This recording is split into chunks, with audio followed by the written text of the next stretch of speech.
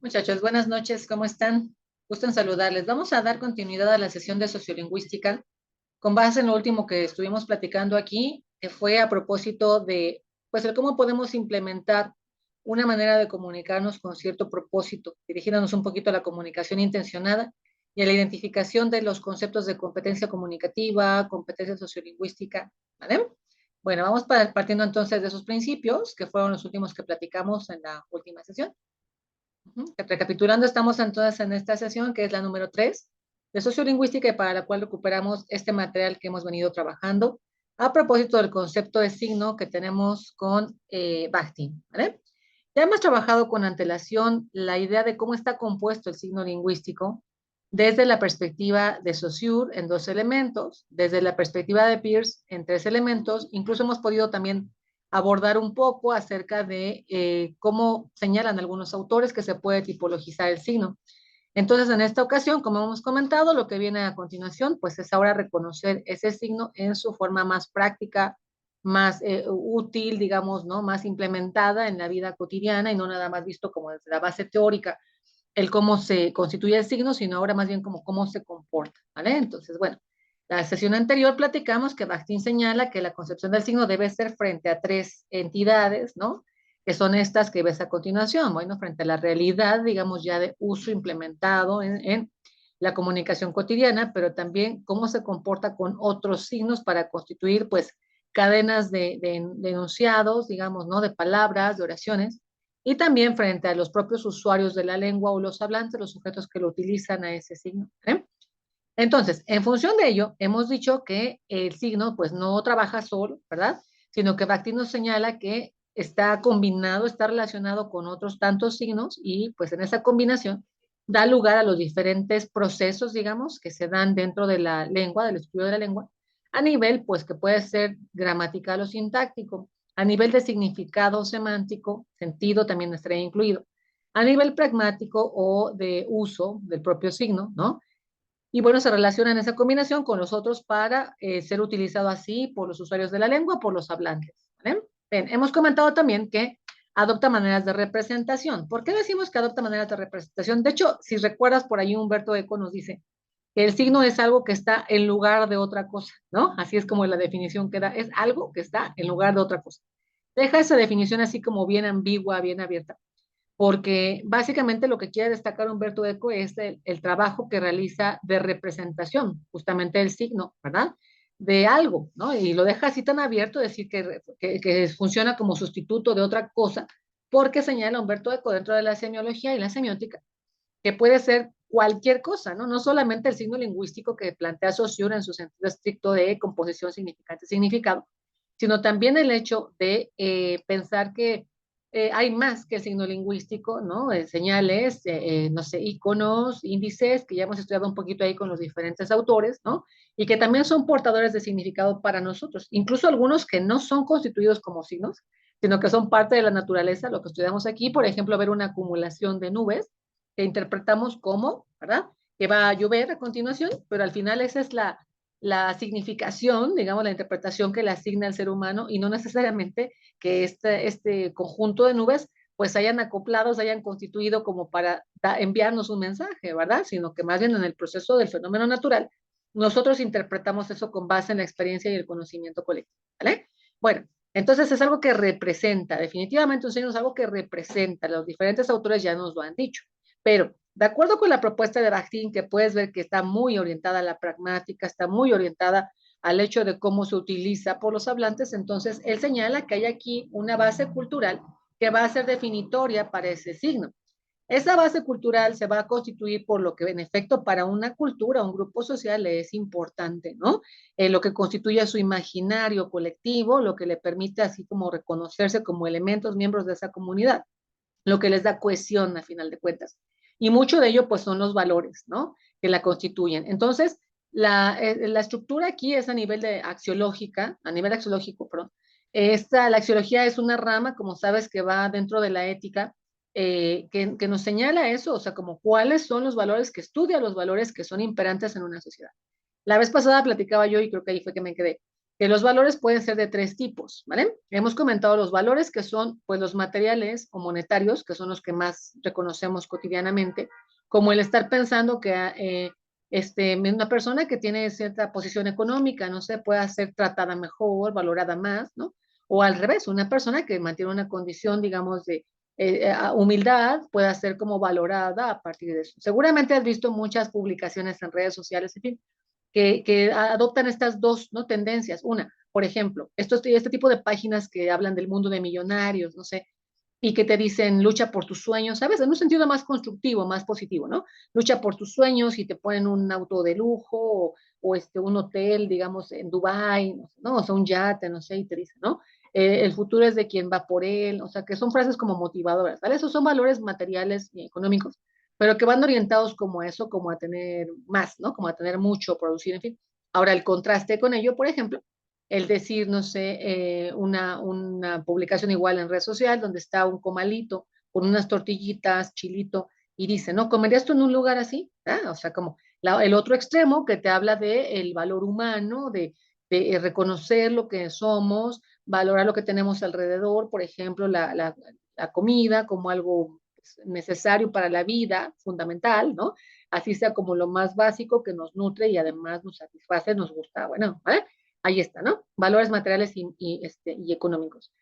Ahora, también pueden ser valores de tipo ético, que son los que ves en este cuadro, en esta imagen que está aquí, que son los que más se trabajan dentro de la ética, de la formación ciudadana, en la escuela secundaria, por ejemplo, en la primaria, que se les enseña y se promueve de manera transversal, incluso los valores de dignidad, honestidad, lealtad, ¿no? Tratar justamente a los seres humanos, en fin, de manera correspondiente. ¿Vale? Son los valores éticos, estos no los vamos a abordar más porque pues son los que normalmente se manejan.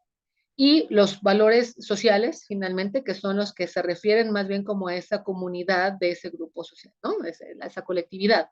Por ejemplo, el pensar en ser considerado del otro, ¿no? Considerar la otredad o la alteridad, o sea, la otra persona, en ese sentido, para no estar como siendo egoístas, ¿no? Nada más pensar en lo propio, sino aceptar las diferencias, pensar que esas diferencias también nos unen, también nos relacionan. Es igual un trabajo que se realiza desde el preescolar, la primaria, la secundaria, ¿no? Con los pequeños, pues para que no haya discriminación, no haya marginación, no haya abusos de ningún tipo y al contrario, haya cohesión y unidad, ¿no? Y pensemos que no es como que estemos siendo distintos hombres, mujeres y demás, sino al revés, o sea, que todos y cada uno nos veamos como seres humanos sin importar edad, sin importar género, sin importar preferencias, ¿vale? ¿No? Ahí está, de tipo más social, ¿vale?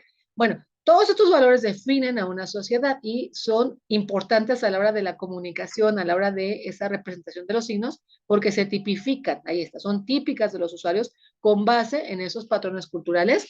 Cabe señalar, ¿sale? Algunos de ellos sí que se comparten en las culturas del mundo, pero otros no, otros van a ser como concretamente pues de ciertos sectores sociales o grupos sociales para los cuales son importantes y que derivan también, por ejemplo, en prácticas que ellos van a tener. ¿Cómo a cuáles me refiero? Bueno, por ejemplo, a nosotros en nuestro contexto occidental nos han enseñado desde pequeños que ciertos ruidos y prácticas que son propios, fenómenos también propios de nuestra naturaleza, deben, si no eliminarse, que porque no se pueda, a lo mejor manejarse con discreción, ¿no? ¿Como cuál? Por ejemplo, un eructo en la mesa, ¿sí? Por ejemplo, no sé, quitarnos los zapatos, ¿no? Por ejemplo, a lo mejor tener el estómago inflamado y soltar un gas, ¿no?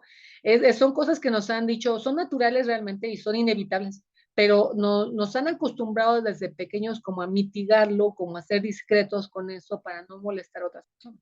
No necesariamente ocurre en otras culturas, ¿sabes? O sea, otras culturas no es quizás tan importante. En algunas culturas, como sabes, en Oriente, el eructar en la mesa es un hecho que se practica y que incluso se valora, ¿sí? O sea, es que exactamente lo contrario a lo nuestro, ¿no? Se valora, o sea, es el hecho como de decir, disfruté la comida, muchas gracias, ¿vale? Es como esa manera de así decirlo, así hacerlo saber, ¿ves? Los signos van más allá de las palabras porque ya son portadoras de un significado con base en un contexto cultural y ahí lo puedes identificar. Hay rupturas culturales en algún momento creo que les he platicado, ¿no? Yo estaba de viaje con mi mamá en Japón. Tenemos unas amigas que eran de la India y de Pakistán. Y una de ellas en una mesa pequeñita, porque bueno, pues estábamos en este lugar que es como todo está reducido, los espacios, la gente queda cerquita de ti en cualquier lugar, hasta en una casa que son tan pequeñas. Y entonces ella quedaba muy, muy cerca de su rostro de mi mamá. Cuando voltea y él está dialogando, queriendo dialogar con ella, le eructa en la cara. Bueno, la chica pakistaní, la estudiante pakistaní, lo hizo como una, o sea, una muestra, vaya, de educación. Para ella fue una muestra de educación, ¿va? Pero para mi mamá fue todo lo contrario, ¿no? Ella, pues realmente sufrió porque siendo esa calidad de una persona con más experiencia, digamos, del mundo occidental, con más años vividos en el mundo occidental, pues esto le parecía como muy difícil de aceptar, ¿vale? O sea, una persona, digamos, como yo, que soy su hija, hace, claro, 20 años de esto, ¿no? Tenía yo como esa apertura mayor, digamos, que la que ella tenía como mi madre, ¿no? Y al final, pues tuvo que adaptarse a las condiciones, claro, que estaban en ese sitio, pero le pareció como al contrario, ¿no? Como algo muy grosero, ¿sí me explico, verdad?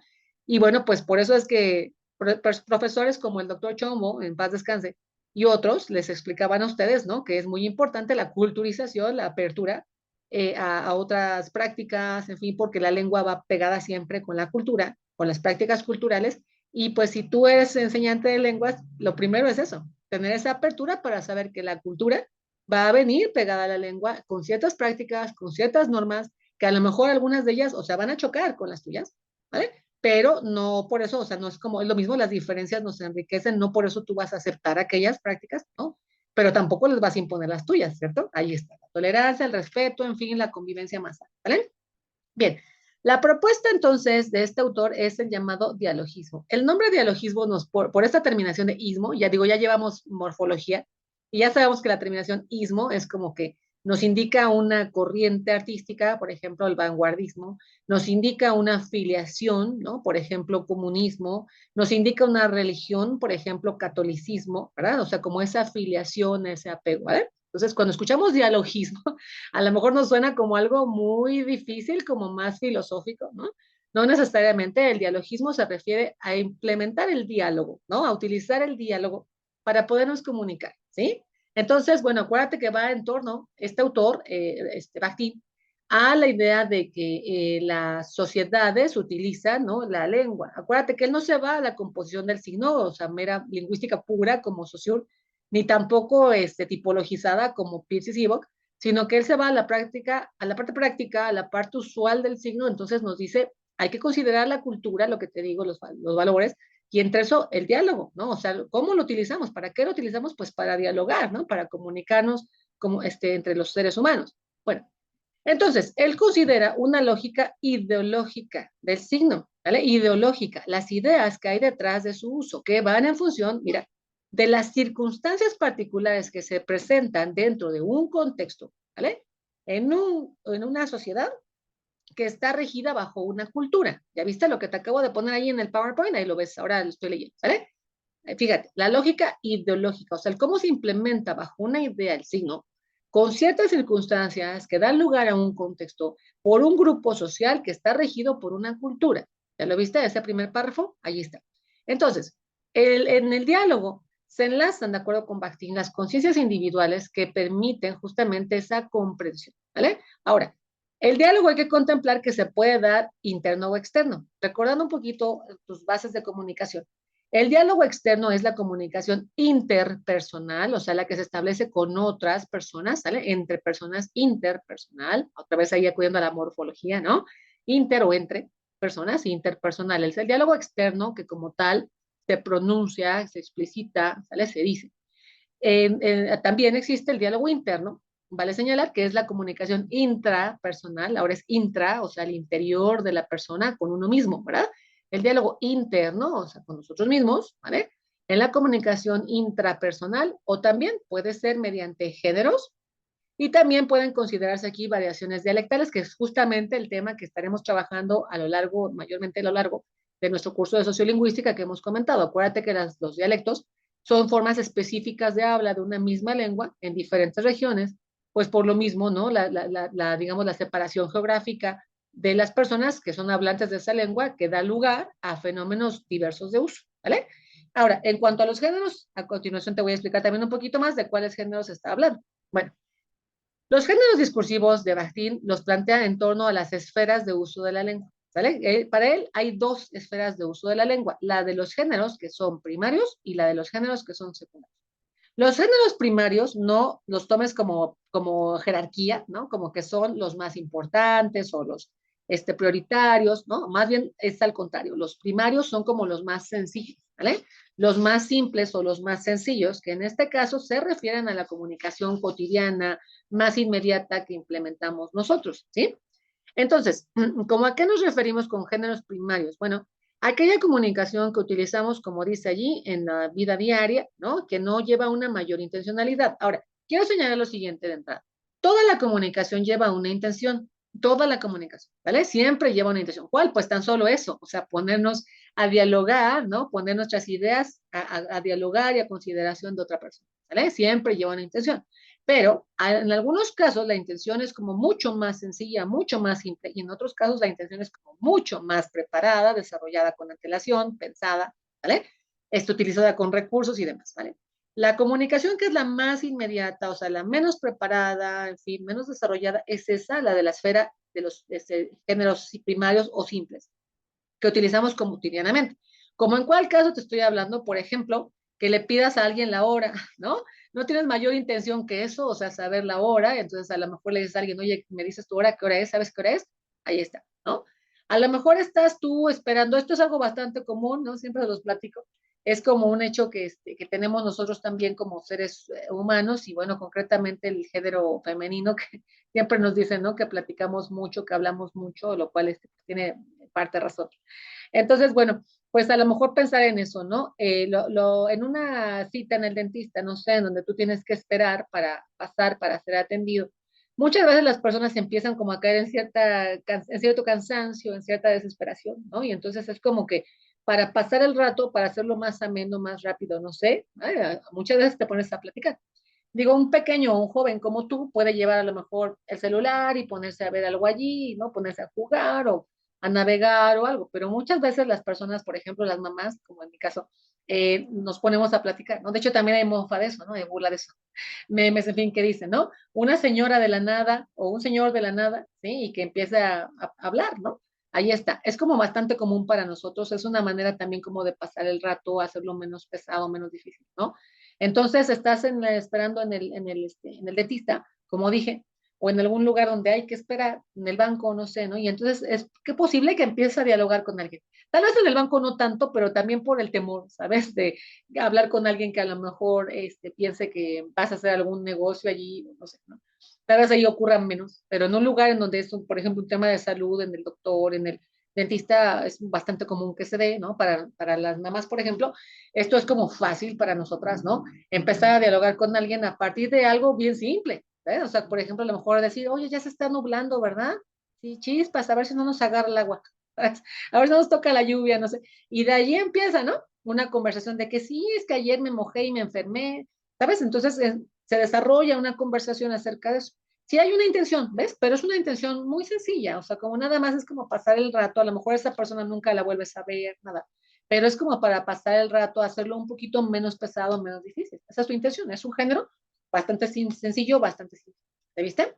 El segundo, el de los géneros secundarios, esos son ahora los complejos, ¿sale? Los géneros complejos, y se refieren a cuando la comunicación ya es, ahora sí, mayormente intencionada, ¿sale? Donde utilizamos incluso recursos muy concretos, muy específicos, para poder conseguir nuestro propósito, por ejemplo, de persuasión, ¿no? De influencia, de argumentación, incluso a lo mejor retórico, no sé, ¿no? Entonces, ahí hablamos de los géneros que son más orientados a la comunicación, por ejemplo, artística, científica, sociopolítica, ¿no? A ver, si tú lo piensas, por ejemplo, en un cuadro, ¿sale? Alguien está pintando un cuadro y quiere hacer el retrato de tal o cual persona, ¿no? Bueno, evidentemente allí es una preparación enorme, ¿no? Tiene que pensar en de quién va a ser ese cuadro, en cuál dimensión, con cuál técnica, lo va a poner a lo mejor a que sea su modelo mientras lo está realizando. Evidentemente la comunicación artística no es espontánea, no es inmediata, pues siempre lleva como una planificación, ¿no? Acerca de esa obra que se está componiendo. La comunicación científica también, si tú piensas, si te lo han enseñado desde que ibas en la primaria, el texto científico está muy cuidado, muy preparado, ¿vale? En las revistas, por ejemplo, científicas, para hacer lo que cualquier persona lo pueda entender de una manera más sencilla. O sea, que tenemos a un doctor en física que estudia, por ejemplo, los agujeros negros, ¿no? y maneja un léxico bien particular, bien complejo de lo que está explicando. Pero si él nos va a hablar en una revista científica de la investigación que realiza, las personas que no somos especialistas en eso, que a lo mejor nada más tenemos curiosidad, ¿no? Por saber un poquito más acerca de eso que él está planteando, entonces tiene que elaborar un texto que sea bien facilito, bien sencillo. Una característica fundamental del texto científico, si recuerdas que te lo enseñaron en la primaria, la secundaria y la prepa, es que tiene un léxico bien sencillo, una manera bien facilita de plantear los hechos, ¿no? Con ejemplos, con analogías, ¿no? De modo tal que nosotros, relaciones causa-efecto, no sé, de modo tal que la gente que no es especialista en ese ámbito científico fácilmente lo pueda entender o lo puede interpretar, ¿sí? Ahí está. Es un texto, no busca persuadir ni nada, busca informar, ¿verdad? Pero sí, o exponer, pero lo hace con una preparación muy grande detrás, de modo tal que quede bien clarito lo que está explicando, ¿sale?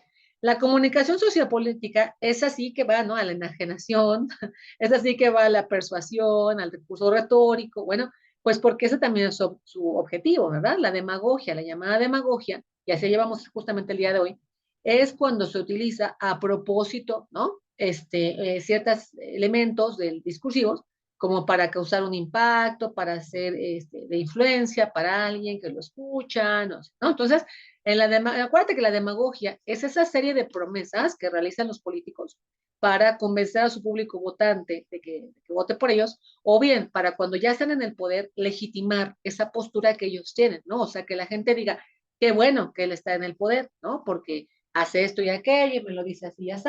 Entonces, bueno, pues la comunicación sociopolítica es posiblemente la más compleja, la más preparada, porque está cuidado hasta cuál palabra se va a decir, de qué manera se va a decir, con la intención de alcanzar a ese público votante, como dije, o que legitime a aquel porque ya votó, ¿no? Por el que ya votó, ¿sale? Aquí viene entonces el término de la influencia de lo que estamos hablando. Y recordamos aquí a otro autor que es David Austin, que quizás lo recuerdes igual de pragmática, que nos explicaba los actos de habla constituidos así en esta trilogía, ¿vale? Que son el acto locutivo, el ilocutivo y el perlocutivo. Bueno, evidentemente viene de habla, es acto de habla, locución, hablar, ¿verdad? Un locutor es la persona que habla, ¿no? Ahí está, por eso es que se llaman así. Pero la definición aquí está en torno al elemento particularmente del ciclo de la comunicación que estamos queriendo destacar o poner en relieve, ¿sí? Por ejemplo, yo quiero destacar el mensaje. A ver, vamos a pensar en un ciclo básico de comunicación donde hay un emisor que desarrolla un mensaje que llega a un receptor, ¿sí? Entonces, en la parte locutivo, el acto locutivo se refiere a la parte del medio, o sea, el mensaje. Mira, ahí está, la información, el contenido, básicamente que lo que yo quiero decir, ¿sale? El mensaje que quiero enviar, ¿de acuerdo? El acto locutivo se aboca o se dirige, digamos, al mensaje dentro de los elementos que componen el ciclo de la comunicación. En tanto, el acto ilocutivo se refiere, ahí lo lees tú, a la intención del hablante, es decir, corresponde a la parte del emisor, ¿cierto? Dentro del ciclo de la comunicación, al emisor. ¿Qué es lo que desea? ¿Cuál es su intención? ¿Verdad? Un poquito por ahí van a entrar incluso también, aquí va a ir como cuadrando todo, lo que en algún momento hemos visto también en pragmática o en análisis del discurso, que son las funciones del discurso de Roman Jacobson. Quizás recuerdas, ¿no? Que decía, pues según la función que se tiene, emotiva, referencial, fática, metalingüística, ¿no? Es que entra en algunos de los elementos que componen al ciclo de la comunicación, ¿vale? Ahí está. Entonces, bueno, esta se refiere a la función conativa, o sea, lo que tú tienes como intención de provocar, en efecto, ¿no? En el receptor, ¿vale? Desde que eres el emisor que compone el mensaje y que lo compone de cierta manera. El acto ilocutivo es la parte de la tarea que corresponde al emisor. Y finalmente, el acto perlocutivo, o sea, ya la ejecución, ¿verdad? Concretamente de ese hecho, recae en el paciente, diríamos, ¿no? De la acción, ya hablándolo un poco ahora de la sintaxis, ¿no? Es ese oyente, o sea, el receptor, ¿cierto? El efecto causado en el oyente, o sea, el receptor, ¿vale? Que se encarga de tomar ese mensaje y, bueno, hacer una interpretación del mismo para adoptar una postura o dar una respuesta o, bueno, lo que corresponda, ¿sale? Ahí otra vez. Los actos de habla. Locutivo es el mensaje, el ilocutivo es el emisor, el perlocutivo es el receptor. Pensando en esos tres elementos básicos de la locución, del proceso de diálogo, de implementación, de acuerdo con Bakhtin, o bien el ciclo de la comunicación que se establece y que va a causar o no una influencia según cómo construyamos el mensaje según el mensaje que se envíe y según cómo lo reciba, por supuesto, ese oyente, ¿vale? Muy bien. Entonces estamos alcanzando la idea que hemos mencionado de que toda la comunicación es intencional, ¿cierto? Pero alguna es más intencionada, otra es menos intencionada, según el caso. Bien, en la comunicación intencionada, entonces, va a ser fundamental el uso y el destacamento de las palabras choque. Este es otro autor, quizás recuerdes, también lo hemos visto en algún momento, es un autor francés que es Olivier Rebull. Olivier Rebull plantea que en el discurso pueden utilizarse a propósito algunas palabras que tienen un impacto. Por eso se llaman así palabras choque, ¿sale? Porque provocan un cierto impacto en las personas cuando las leemos o cuando las escuchamos. Hay algunas que son más generales y hay algunas que son más particulares. Hay ciertas personas a las cuales no les gusta que se digan ciertos términos, ciertas palabras. Son palabras que se evitan. También ya hemos platicado un poquito de esto en análisis del discurso.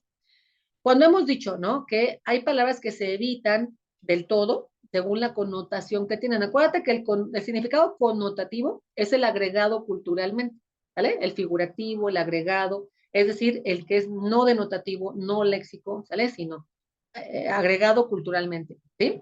Bueno, entonces, muchas veces por el significado connotativo hay ciertas palabras que evitamos pronunciar, ¿sí? ¿Como cuáles? Por ejemplo, la palabra coger. En nuestro contexto prácticamente está eliminada, a menos de que de veras quieras decir ese concepto. Lo quitamos, ¿sí? ¿Por qué? Porque tiene esa connotación. Eso ya he platicado, no ocurre en otros lugares. Por ejemplo, en España, no lo utilizan todo el tiempo para decir tomar algo, ¿verdad? Necesita tomar algo, ¿no? Hacerlo de esta manera con este verbo coger. ¿Por qué no utilizan agarrar, por ejemplo? ¿No? Culturalmente, acuérdate que hablamos de la cultura, el imaginario, ¿sale? Culturalmente para ellos agarrar les suena como a un animal, o sea, la garra de un animal, por ejemplo, un tigre que tiene una garra o un águila que tiene una garra, ¿verdad? Entonces les parece como un poco mal decir agarrar a un ser humano, ¿vale? En nuestro contexto utilizamos ese verbo porque no queremos utilizar el otro que es coger, ¿sí? Porque tiene una connotación sexual. Entonces, en el caso de España, no utilizan agarrar porque sienten que puede ser un poco ofensivo hablar como de un animal. En nuestro contexto no utilizamos coger porque puede tener una connotación sexualizada y entonces ahí está. Hay palabras que se van como eliminando en general, ¿sí? Hay otras tantas palabras que son chocantes para ciertos sectores o ciertos grupos. Ya lo he platicado también. La manera de suavizar nuestro diálogo y nuestro discurso muchas de las veces es poniendo, por ejemplo, diminutivos, ¿eh? Ojo ahí. Por ejemplo, si queremos decir gordo, decimos gordito, ¿no? Chaparro, chaparrito, o sea, como ese tipo de expresiones en diminutivo que nos hacen creer, porque al final la lengua es subjetiva y ya tú lo sabes, el que es el subjetivo es el hablante, ¿vale? Somos nosotros especialistas en análisis lingüístico, ¿sí?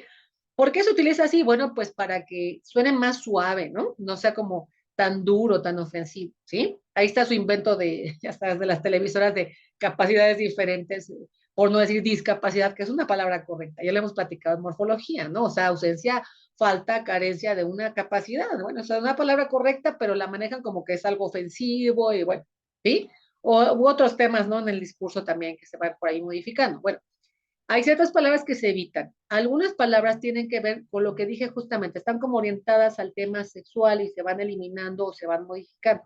Por ejemplo, algo que ha trabajado mucho el colectivo feminista en los últimos tiempos es el decir las cosas como son, ¿no? Por ejemplo, la palabra menstruación es una palabra que a mucha gente igual le choca, o sea, como que no les gusta escucharla, ¿no?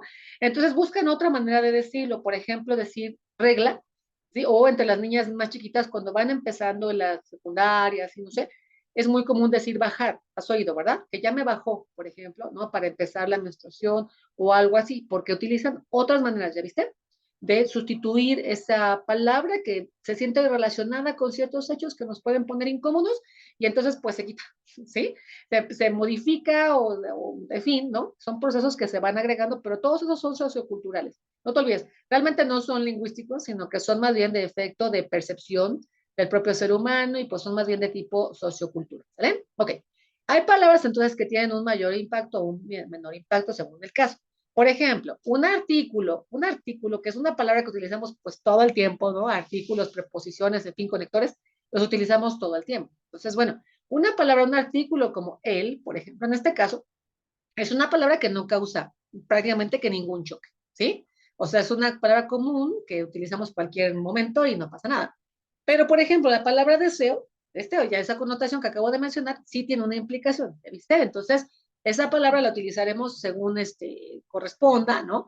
No de una manera tan cotidiana porque va a tener justamente como un impacto y una interpretación. Hay palabras que culturalmente, ideológicamente tomamos para bien, por ejemplo, estas, mira, te las voy a decir y tú trata de imaginar, por favor, en tu cabecita. Dicen que una imagen vale más que 1000 palabras, ¿no? Pero también hay palabras que valen más que 1000 imágenes, ¿sí? Esas palabras son las palabras de impacto, las palabras choque, ¿vale? A ver, yo te pronuncio y tú trata de imaginar, por favor, en este ejercicio, en tu cabecita, las imágenes que tú quieras, las ideas que tú quieras, a propósito de la palabra que te voy a decir, y vas a ver cómo están orientadas hacia algo más positivo, más bueno, ¿vale? Más de bien. A ver, ahí está. Paz, alegría, descanso, ¿sí? Ahí está, ¿verdad? Te dan como esa connotación más positiva, más tranquila, más buena, ¿sí? Fíjate cómo estas palabras choque van exactamente a lo contrario, o sea, para mal. Guerra, abuso, muerte. ¿Sí? Estas palabras, ¿verdad? Son todo lo contrario, ¿no? Nos evocan imágenes que son más bien malas, destructivas, ¿no? Ahí está. ¿Ya viste? Son palabras choque. No son como otras, ¿sale? No es como decir vaso, goma, ¿sí? O sea, palabras más normales que no causan un impacto, un choque. Estas sí que lo provocan para bien o para mal. Hay algunas variables según el contexto, ¿sí? Por ejemplo, la palabra sexo. Si tú la encuentras en un formulario de estos más antiguos, ¿no? Que no dicen todavía como género, hoy en día es como más considerado así género o sin género, ¿no? Ya también en consideración de que hay tantos que se contemplan por los diferentes grupos, bueno, ¿sí? Hay formularios que te dicen género masculino femenino, hay formularios que te dicen sexo masculino femenino, o hay formularios como los del INE que dicen hombre mujer, ¿sí? De plano, ¿no? Como los más arcaicos, ¿vale?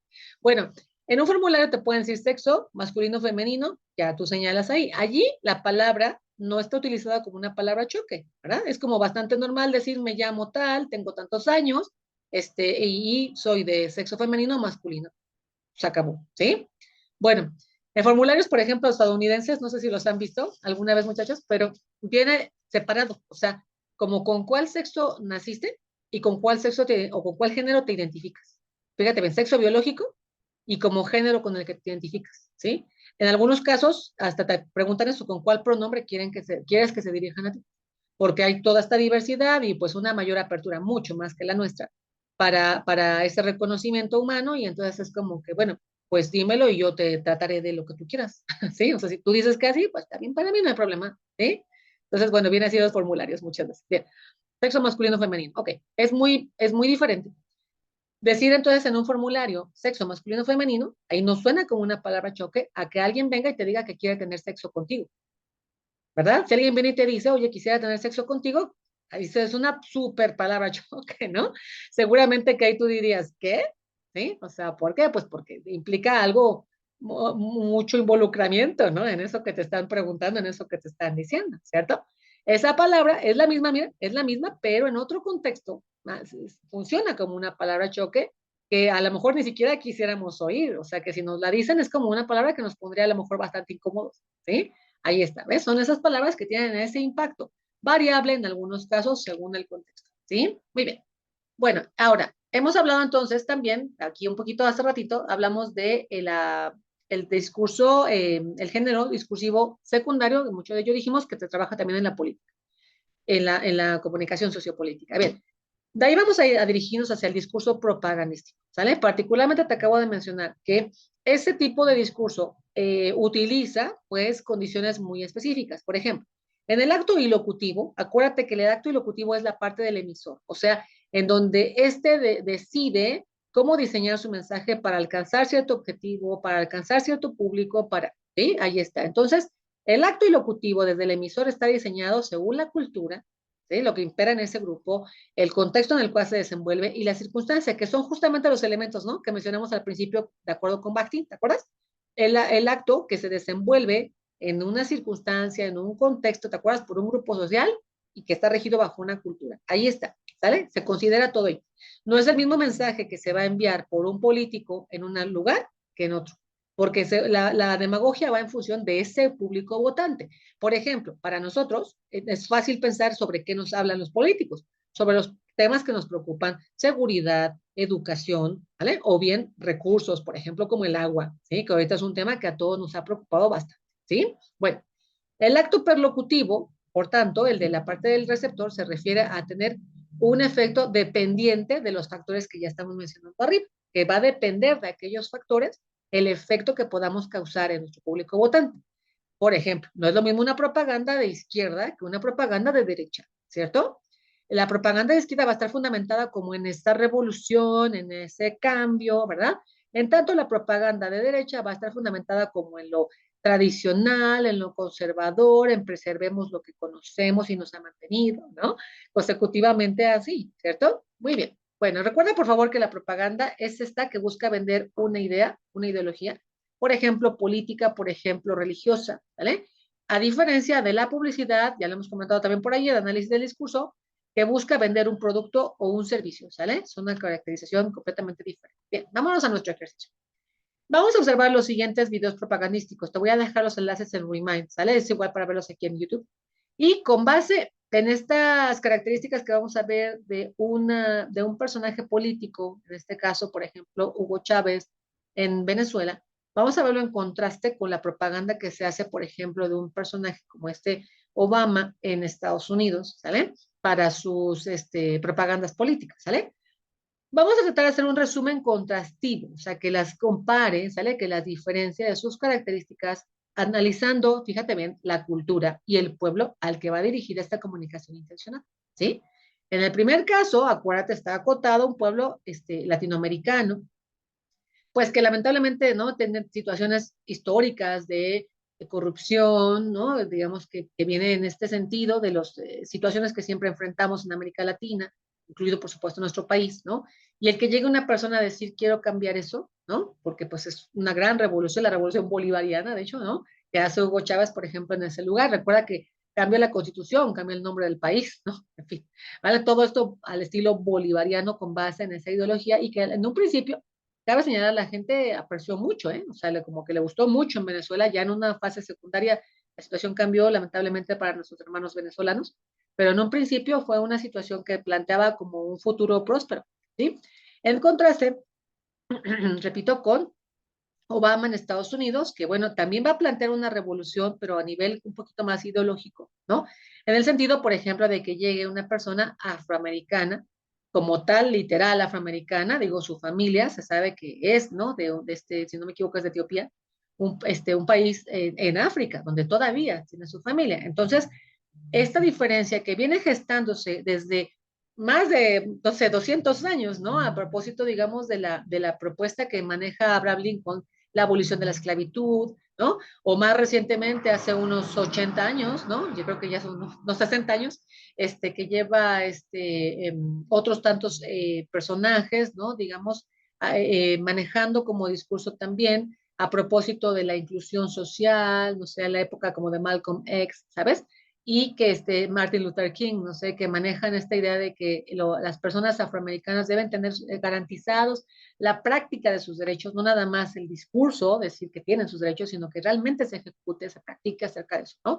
Y el cambio, digamos, que genera para Estados Unidos esa mentalidad, pero también el hecho ahora de que llegue un presidente que tiene esa condición genealógica, ¿no? Entonces, bueno, pues va a tener ciertos principios de propaganda que van a ser muy particulares, ¿vale? Para un caso o para otro, y que, bueno, en nuestro caso, pues nos va a convenir analizar a propósito de la comunicación intencionada, perfilándonos hacia la siguiente sesión a identificar entonces cuál es la competencia comunicativa y la competencia sociolingüística, que es lo que estaremos viendo pues a continuación para la siguiente sesión, ¿vale? Muy bien, bueno, entonces te paso los enlaces por Remind, te pido que veas estos videos, analices sus características, como dije allí, ¿no? A qué público va dirigido, con qué culturización, los elementos que dijimos, ¿no? Circunstancia, contexto, ¿sale? Puedes buscar también en internet más información, por ejemplo, en noticias, de cuáles eran las condiciones que había en ese momento en Venezuela, cuáles eran las condiciones que había en ese momento en Estados Unidos, para hacer un análisis así bonito de todos los elementos. Y como es contrastivo, estaría bien que lo montaras en una gráfica, en una tabla, algo, que te dijera esto es de este, esto es de este, y en esa comparación lo que encontramos en común, lo que encontramos en diferencia, ¿vale? Este ejercicio de práctica nos va a dar la apertura, como dije, para el siguiente tema, que es uno de los pilares en nuestra materia, que es reconocer qué es la competencia comunicativa y qué es la competencia sociolingüística en particular, ¿vale? Que lo estaremos viendo en la siguiente sesión. Bueno, paso por ahí los enlaces y ahí te indico más detalles de la tarea, como fecha de entrega y todo esto. Y pues seguimos en comunicación para las siguientes sesiones. ¿Vale? Muchas gracias por tu atención. Hasta pronto.